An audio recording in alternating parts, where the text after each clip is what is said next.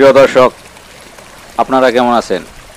আজ আপনাদের নিয়ে যাব পরন্ত এই বিকেলের শেষ সময় হঠাৎ বৃষ্টির এক আনন্দময় অনুভূতির এক গল্পে। হঠাৎ করে নেমে এলো বৃষ্টি, চারিদিকে বৃষ্টির শব্দ, বাতাস। ভাবছিলাম আজকের এই বিকেলে একটু ঘুরতে যাব, তা আর হলো না। তাই বাড়ির ছাদে দাঁড়িয়ে প্রকৃতির এই অপার সৌন্দর্যের মুহূর্তময় দৃশ্যগুলো ধারণ করলাম।